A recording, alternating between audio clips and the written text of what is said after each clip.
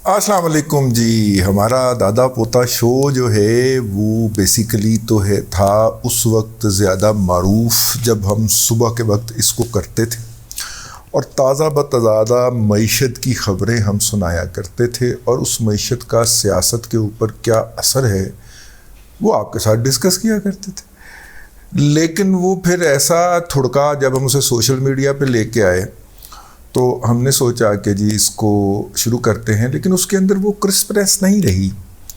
और उसकी बुनियादी वजह ये थी कि वो जो फ्रेशनेस थी ना, ताज़ा एटम कुछ और होता है ना, आहो, तो वो जब आप शाम को रिकॉर्ड करें जबकि वो ख़बरें जो हैं वो छपने के बाद डिस्कस हो गई हों और उसको लॉन्च करें तो वो उतनी अट्रैक्शन नहीं दे पाया।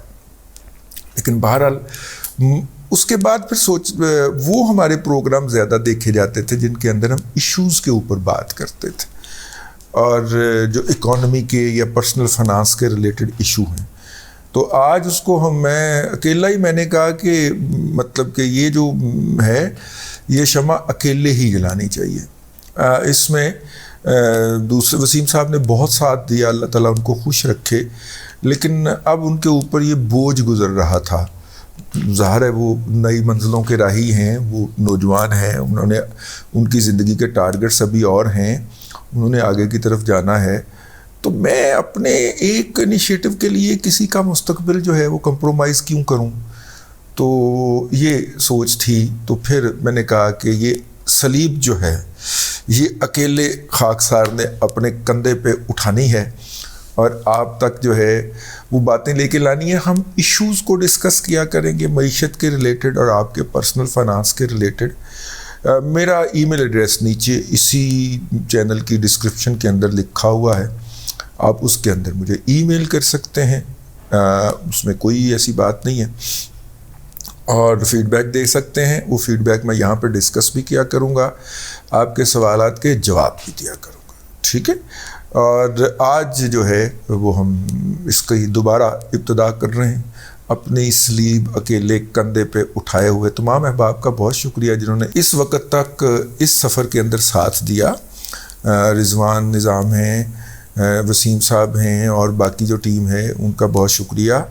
लेकिन अब इस स्लीब को अकेले उठा के आगे बढ़ा रहे, तो गुफ्तगू होगी हार्ट टू हार्ट। जिस तरह दसो मियाँ Nawaz Sharif heart to heart गुफ्तगू कर सकता तो ऐसे नहीं कर सकते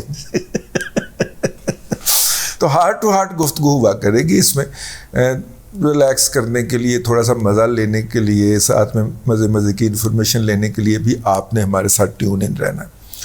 तो इस हफ्ते सबसे बड़ी जो ख़बर मर्ज हुई है अब तक वो है, वो आते हैं रुपए डॉलर की तरफ आते हैं, लेकिन वो ये है 100 अरब रुपए की सब्सिडी दी गई है हुकूमत की तरफ से, क्योंकि $9 के ऊपर जो है वो LNG देनी है सरकार ने इनको इंडस्ट्रीज़ को, और मेरा ख़्याल है 9 सेंट के ऊपर ही शायद उन्होंने उनको फ़ी यूनिट बिजली देने का ऐलान किया है। वो 5 इंडस्ट्री जो कि एक्सपोर्ट इंडस्ट्रीज़ के अंदर जिनका शुमार होता है।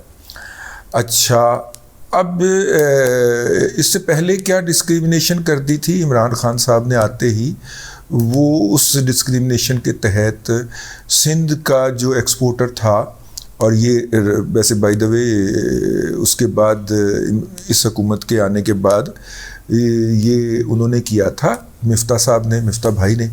तो मिफ्ता भाई के ख़िलाफ़ आजकल रऊफ़ कलासरा ने महाज खोला हुआ है, रऊफ़ कलासरा साहब ने महाज खोला हुआ है, तो उस पर बात भी करेंगे। लेकिन मिफ्ता साहब ने जो कहा वो 8 रुपये पे, यानी कि तकरीबन 4 सेंट हुए ना, 3.25 सेंट हुए, बल्कि 3.5 सेंट के ऊपर सिंध की इंडस्ट्री को बिजली मिल रही थी और 13 रुपये के ऊपर KPK की इंडस्ट्री को बिजली मिल रही थी, और पंजाब की सनत को जो बिजली की ताज़ा तरीन ऑफ़र हुई थी वो 40 रुपये यूनिट थी।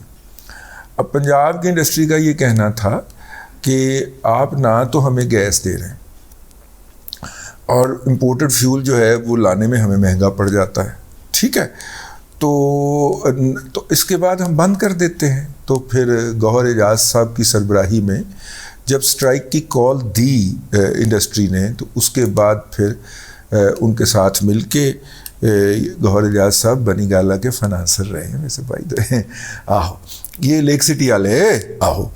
تو یہ صاحب جو ہیں انہوں نے جب یہ دھمکی کی کال دی, یہ وہ قائد نہیں ہوتا جیسے ایپٹما کا, یہ خاص طور پہ دھاگا بنانے والی جتنی نسل ہے اس کا جو قائد ہوتا ہے وہ, اس پہ انہوں نے اللہ آپ کا بھلا کرے انہوں نے جب اسٹرائک کی کال دی تو اسحاق ڈار صاحب جو تھے وہ خرامہ ان کے پاس گئے اور ان سے مذاکرات کیے. انہوں نے کہا بھائی ڈسکریمنیشن ہے, ہم سارے ایک ہی ملک کے باشندے ہیں اور ایک ہی ملک کے اندر ہم نے انڈسٹری لگائی ہوئی ہے. اس وقت ملک کی 60% سے زیادہ تقریباً 69% جو اسپننگ انڈسٹری ہے وہ پنجاب میں ہے. تو آپ اتنی بڑے سیگمنٹ آف انڈسٹری کو اتنی مہنگی بجلی آفر نہیں کر سکتے, وہ بند ہو جائیں گے. ٹھیک ہے, تو آپ سب کے ساتھ لیول پلینگ فیلڈ عنایت فرمائیے, آپ کی مہربانی ہے. تو اسحاق ڈار صاحب نے کہا ہاں یہ تو ہونا چاہیے. تو اس کے اوپر جو تھا پھر طے ہوا, اور طے یہ ہوا کہ 20 روپے یونٹ کراچی, سندھ, پنجاب اور KPK میں جو بھی لینا چاہے وہ 13 روپے اور 6 روپے والی عیاشی انہوں نے ختم کرنے کا اعلان کر دیا. اور یہ جو 20 روپے یونٹ ہوگا اس کی باقی اماؤنٹ جو ہے وہ سرکار دے گی, کیونکہ یونٹ تو اس وقت 30, 35, 40 روپے کا پڑ رہا ہے, تو باقی سبسڈی سرکار دے گی. اور سب صوبوں کے اندر ایکویشن ہو گئی. اگرچہ اس وقت بھی سندھ کے جو ہیں ان کو ایڈوانٹیج رہے گا کہ ان کو فریٹ نہیں پڑتا نا, نہ جانے کا, نہ را مٹیریل آنے کا, نہ جانے کا.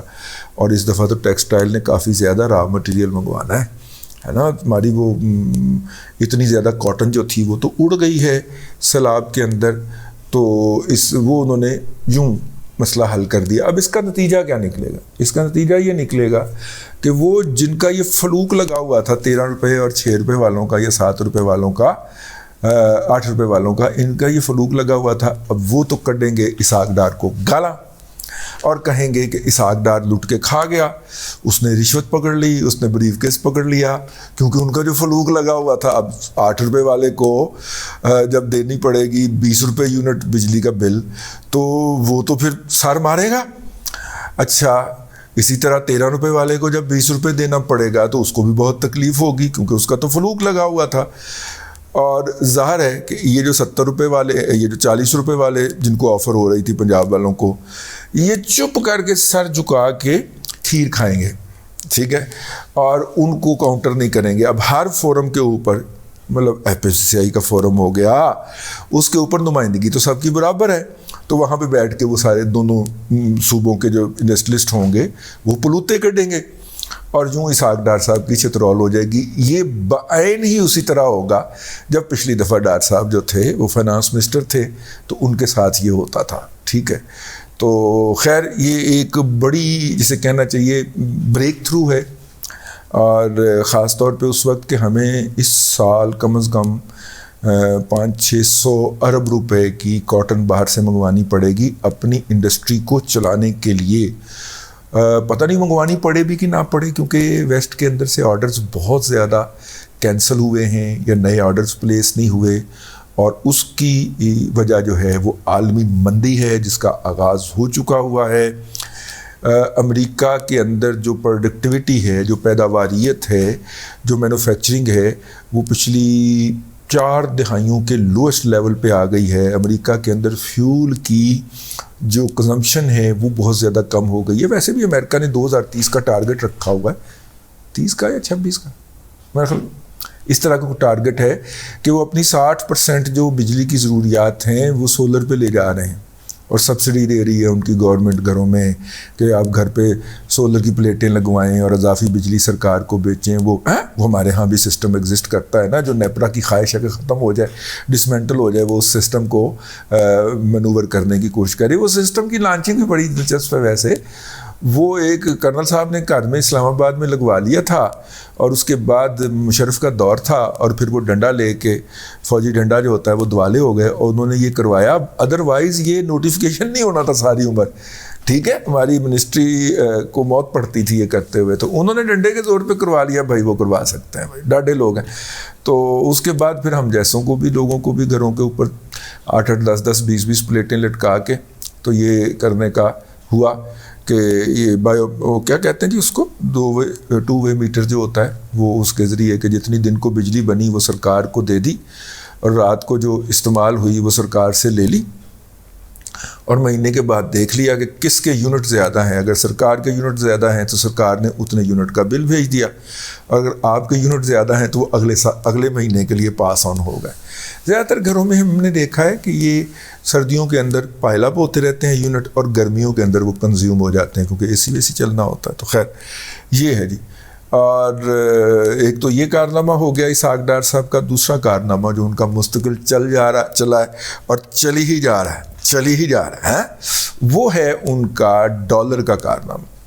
انہوں نے آتے ہی سب کو بتایا کہ ڈار مین بزنس, ٹھیک ہے. اب اس کے اوپر ہمارے محبی قابل احترام جو ہیں رؤف کلاسرا صاحب, انہوں نے مفتاح اسماعیل کے اوپر چڑھائی کر دی, اور ان کی چڑھائی جو ہے وہ کسی حد تک جسٹیفائڈ بھی ہے. اور وہ یہ ہے کہ جب پہلا جھٹکا لگا ہے 242 کے اوپر, 240 ہی تھا میرے خیال, 240 کراس نہیں کیا تھا ڈالر کو, اور مفتاح صاحب کی پالیسیز کے نتیجے کے اندر ڈالر نیچے آنا شروع ہوا, اور کچھ ہی دنوں کے اندر ڈالر اوپن مارکیٹ میں 195 اور 190 تک چلا گیا. تو اس وقت آپ کو اگر یاد ہو تو مفتاح بھائی نے پریس کانفرنس کے اندر فرمایا کہ یہ تو کرائسس پیدا ہو گیا, تو پھر انہوں نے ڈالر باہر لے جانے کی اسپیشل اجازت مرحمت فرمائی تھی وزارت خزانہ سے, ٹھیک ہے. کراچی کے بڑے بڑے پیٹوں والے کرنسی ڈیلرز کو مفتاح بھائی اس وقت بھی آپ سے کہا تھا یہ بہت بڑا سکینڈل بنے گا. تو اب وہ آپ کو پتہ ہے رؤف کلاسرا صاحب سکینڈلز کے پیچھے رہتے ہیں, تو وہ جی پھر ڈالر پاکستان سے باہر سمگل ہو گیا جی, اور پھر دوبارہ وہ جب باہر انہوں نے سمگل کر لیا یا ایکسپورٹ کر لیا آپ یوں کہہ لیں, یا لے جا کے دبئی میں بیچ لیا, تو اس کے بعد لوکل مارکیٹ کے اندر کمی واقع ہو گئی. لوکل اوپن مارکیٹ کے اندر, انٹر بینک کی بات نہیں ہو رہی. تو جب لوکل اوپن مارکیٹ جو ہوتی ہے وہ پل جنریٹ کرتی ہے انٹر بینک مارکیٹ کے لیے, تو پھر لوکل مارکیٹ نے پل جنریٹ کیا, اور نتیجے کے طور پہ ڈالر دوبارہ 240 پہ گیا. مفتاح صاحب کہتے تھے میں اس کے بارے میں کچھ نہیں کروں گا, میں اس کے بارے میں کچھ نہیں بولوں گا, وہ مارکیٹ فورسز طے کریں گے. بھائی جان پھر مارکیٹ فورسز کو طے کرنے دیتے نا, پھر ڈالر کی ایکسپورٹ نہ ہونے دیتے. اس بات کو پکڑ لیا ہے رؤف کلاسرا صاحب نے, اور وہ رگڑ رہے ہیں, چنگا تو رہے ہیں, اور میرٹ پہ تو رہے ہیں. میں اس بات کو قطعاً نہیں کہوں گا کہ رؤف کلاسرا صاحب زیادتی کر رہے ہیں, وہ بالکل میرٹ پہ دھو رہے ہیں. بھائی جان اگر مارکیٹ فورسز نے طے کرنا تھا تو پھر ڈالر ایکسپورٹ کرنے کی مفتاح بھائی اجازت دینے کی کیا لاجک بنتی ہے؟ پھر let the market forces decide, ٹھیک ہے. آپ نے لیگلی مارکیٹ مینوور کرنے کا موقع فراہم کیا. خاک سار نے اس وقت بھی عرض کیا تھا کہ جب ادھر کو دیکھتے ہیں تو مفتاح بھائی کا ہانسا نکل جاتا ہے, کیونکہ سارے دوست احباب ادھر بیٹھے ہوئے ہیں, تو ان کو نقصان سے بچانے کے لیے میرا دادا پوتا شو کے جو آخری پروگرام ہیں ان کے اندر آپ وہ بات ملاحظہ کر سکتے ہیں. تو بھائی جان وہ اب آپ پہ تنقید ہوگی, اور 48 ارب روپیہ جو ہے وہ انٹر بینک سے پاکستان کے 8 بینکوں نے کمایا ہے. کتنے؟ 8 بینکوں نے 48 ارب روپیہ کمایا ہے. 5-5, 6-6, 7-7, 8-8 ارب روپے کی دیہڑی لگائی ہے. حبیب بینک بھی اس میں شامل ہے, وہ ہور میزان بینک بھی شامل ہے اس کے اندر. دنیا کے اندر سب سے تھکی ہوئی سروس ہے اس کی. اسلام کا نام بیچ رہے ہیں, اسلام کا نام بیچ ہی جا رہے ہیں. دنیا کے اندر سب سے تھکی ہوئی سروس ہے میزان بینک کی. پاکستان کے اندر کبھی بھی بینکنگ انڈسٹری کا ڈیٹا چوری ہونے کی بات آتی ہے تو سب سے پہلے میزان بینک کا ڈیٹا چوری ہوتا ہے. اتنے گھٹیا اور لو لیول کے سسٹم لگائے ہوئے ہیں اس کے اوپر سیکیورٹی کے, لیکن واردات ڈالنے کے اندر, وہ بھی سودی انڈسٹری کے اندر واردات ڈالنے کے اندر جو ہے وہ میزان بینک صف اول کا جو ہوتا ہے وہ پلیئر ہوتا ہے, کیونکہ بنیادی طور پہ انہیں سہولت دستیاب ہے کہ ہر ان کے ناجائز 2 نمبر اور گھٹیا کام کے اوپر اسلام کی مہر لگ جانی ہے. تو جب یہاں پہ اسلام کا نام آ جاتا ہے ہم جیسوں کو ویسے سر جھک جاتے ہیں. ٹھیک ہے. تو وہ جناب جو ہے وہ انٹر بینک مارکیٹ کے اندر جو سٹے بازی ہوئی ہے یا سٹے بازی کی گئی ہے اس کے نتیجے کے اندر بینکوں نے 48 ارب روپیہ کمایا ہے. اور اس حوالے سے یہ جو انٹر بینک کے اندر ڈالر کی پرائس اس دن گرنا کچھ تو اسحاق ڈار صاحب کے آنے کی خبر کے ساتھ ہی گر گیا تھا, لیکن اس دن گرنا اسٹیڈی ہو گیا, مستقل مزاجی سے نیچے آیا ڈالر. درمیان میں تھوڑے سے اپورڈ جرک بھی لیے ہیں اس نے بعد دنوں کے اندر, لیکن وہ انٹرا ڈے ہی ہوتے ہیں, یعنی کہ اسی دن کا جرک ہوتا ہے جو اسی دن کنزیوم ہو جاتا ہے. کسی دن چند پیسوں کی کمی بھی واقع ہوئی. یہ بیسیکلی وہ دن تھے جب وہ اپورڈ جرک لیتا ہے. اور کوئی بھی مارکیٹ ایسے نہیں گرتی, وہ ایسے ایسے ایسے ایسے ایسے گرتی ہے. اور کوئی بھی مارکیٹ ایسے نہیں چڑھتی, وہ ایسے ایسے ایسے ایسے جیسے گراف ہوتا ہے نا ویسے چڑھتی ہے. تو وہ جو نچلے آنے والا حصہ ہوتا تھا وہ اسی دن ہی مارکیٹ کنزیوم کر جاتی تھی. تو وہ جناب اللہ آپ کا بھلا کرے, وہ انہوں نے وہ ڈالر جو تھا اس کو نیچے کا گیئر لگا دیا ہوا ہے. لیکن ابھی اس ڈالر کا لیول چیک ہونا ہے. ٹیکنیکلی سپیکنگ ڈالر اوپر جانا تھا اور اوپر گیا. ٹیکنیکلی سپیکنگ ڈالر نے مطلب کہ نیچے جب وہ آیا پچھلی دفعہ نیچے آنا شروع ہوا تو یہ 214 پہ آ کے اس نے واپسی کا سفر شروع کیا تھا. بلکہ آپ کہیں 213 اور 14 کے درمیان سے اس نے واپسی کا سفر شروع کیا تھا. اب یہ 240 پہ اپر والا ٹاپ تو نہیں توڑ سکا, تو اب یہ لوور ٹاپ توڑے گا. تو ڈالر کے گرنے کا سفر اس دن ہمیں مستقل لگے گا یا سسٹینیبل لگے گا جب کہ اب وہ 2014 سے نچلا لیول توڑے گا, یعنی نیچے کو جائے گا. 213 روپے فی ڈالر سے جب وہ نیچے کو جائے گا تو پھر اس دن آپ سمجھیے گا کہ ڈالر واقعہ ہی 200 کے لیول کو توڑے گا, کیونکہ اس کی بڑھوتری کا آغاز ہوا تھا 187 کے لیول سے, اور یہ پھر 240 کا اس نے ٹاپ لگایا تھا. پھر یہ نیچے آیا 214 سے, پھر پلٹا, پھر 240 کا اس نے ٹاپ لگایا اور 240. اب یہ توقع تھی کہ یہ 240 سے اوپر جائے گا اور 250 260 کی رینج میں چلا جائے گا, لیکن نہیں گیا. وہاں سے یہ واپس پلٹا ہے. اور جب دو ٹاپ کا وہ بنا لے گراف, تو اگر دوسری دفعہ ٹاپ نہ توڑ سکے تو پھر اس کے بعد وہ نچلا جو ہوتا ہے وہ توڑ دیا کرتا ہے. تو اب اصولی طور پہ تو اس کو 213 سے نیچے آنا چاہیے, اور یہ شروع ہوا سا 187 سے, تو 187 کا لیول بھی توڑنا چاہیے اس کو. ٹھیک ہے, 187 کا لیول 188 کا لیول توڑ کے اس کو 180 اور 175 کے درمیان کہیں جا کے سسٹین کرنا چاہیے. وقت زیادہ ہو گیا. ہمارے دوست ہیں تو انہوں نے کہا, میں نے کہا کہ پاکستان کی اکانومی سے تعلق رکھتے ہیں, تو میں نے کہا کہ اکانومی کی سسٹینیبلٹی آپ کے خیال میں کیا ہے. انہوں نے کہا یار دیکھیں 60 70 80 ڈالر پر بیرل کی رینج کے اندر اگر تیل رہے اور 150 سے 180 کے درمیان ڈالر رہے تو ہم بڑے آرام سے سیل تھرو کر جائیں گے اور ہم ایک اچھا گروتھ لیول بھی شو کر لیں گے. ٹھیک ہے, یہ 60 70 80 لوگوں کو 40 ڈالر 42 ڈالر کے اوپر آئل مل رہا ہے جو روس کے ساتھ لانگ ٹرم بکنگ کر رہے ہیں, لیکن اس کے لیے روس کو چاہیے ڈالر, کیونکہ وہ جنگ میں گھسا ہوا ہے, اور ڈالر ہمارے پاس ہیں کوئی نہیں. اگر ہمارے پاس ہوں, اور خاص طور پہ اگر حکومت جو ہے وہ او جی ڈی سی جیسے اداروں کو یا پی پی ایل جیسے اداروں کو جن کے پاس پاکستانی روپے میں بہت زیادہ رقوم پڑی ہوئی ہیں, اگر ان کو اجازت دے دیتا ہے کہ یہ جا کے روس کے ساتھ معاہدے کر لیں. اللہ آپ کو آسانیاں عطا کرے اور آسانیاں خلق خدا میں تقسیم کرنے کی توفیق عطا کرے.